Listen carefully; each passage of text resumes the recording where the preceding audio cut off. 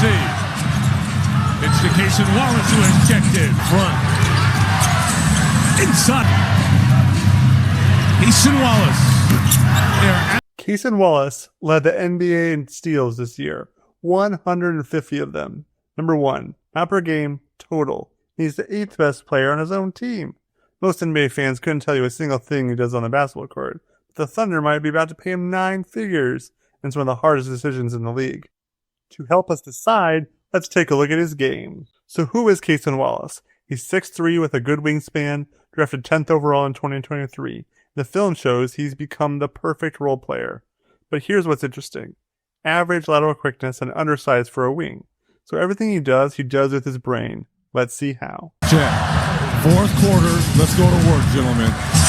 Fox trying to slip it inside, trying to get into Cornette. Play, 14-point Oklahoma City lead. And a rip and a steal. Wallace has such good hands here that he just takes the ball from Fox. And then he takes Peyton Watson and just takes the ball when Peyton Watson is way more athletic and bigger than him. Also, when he's defending one-on-one, he's able to not overcommit to a fake or anything like that and stay in front of his man, which is pretty good and important for someone who doesn't have as good physical skills. Cason Wallace. It's to Cason Wallace who has checked in. 7 seconds left. Bounce it. Corner. Wallace. 3 ball. Well, so far so good. He had only 2 field goal attempts in the first half. He's already and keep him in front. Inside Wallace with the cut. So here we see Cason Wallace, his ability to always make sure he's kind of heliocentric around Shea or whoever has the ball, where he's far enough away, it's a geometry problem. He's able to find where he needs to be to space out the floor, make sure everybody has enough driving space. He's able to hit his threes from there. It's fluid. It looks good. And he's able to make sure that he's in the right place.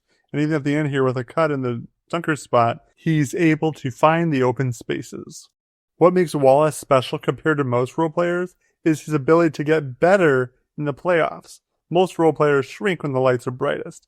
Wallace's numbers go up. March and knock it away. Numbers if they go. Moravia to the basket. Try to pitch and turnover to Wallace. Inside. Kept alive by 8, but put it down. And let Cason all over LeBron here. Turnover. Live ball. Cason off to the races. To the basket. In the regular season, he had 3.5 steals per 100 possessions, which was 3rd in the league. But in the playoffs, 4.3, number 1 in the entire NBA. Wallace just gets better when the games get more important. Wallace swing to the corner. Holmgren back to Wallace. He'll try the 3. And got it. Helped them win a championship in the bubble in 2020. Great pass, Jalen Williams. Joe kicks it out. Wallace's 3 is there. Way by Joe. Wallace hits another one. Cason Wallace, 4 of 4. The shooting is the same story. 35% from deep in the regular season. Just about league average, nothing that scares you. But in the playoffs this year, 45%. That's elite. It's almost unsustainable. But it shows up at the exact time of year when spacing matters most. The kind of player Cason Wallace is, every team in the playoffs needs one. Low usage, high feel, a plus defender, a connective passer, enough shooting to get guarded. That player lasts 15 years in this league, but that might be exactly what he is. So let's go get to where his ceiling could go and what's still a mystery. Wallace, guarded by Cunningham, trying to dip inside of him. Could not. Instead, he's going to take Topic. Cunningham guards Isaiah Joe. Here's Wallace Euroing through. Can't finish. Joe trying to evade. Kicks it out. Wallace, shot clock at 1. Wallace had to hoist it up and a violate for 46 from 3. And now a steal. Wallace comes up with it, racing in and again. They're also an elite offensive rebounding team. That'll be a challenge for OKC tonight. So as we can see in these clips, Cason Wallace really cannot drive against height or in traffic or anything. When I'm watching the film, I'm seeing him kind of prod the defense, get in there, get in the paint a little bit, but he's not looking to score there.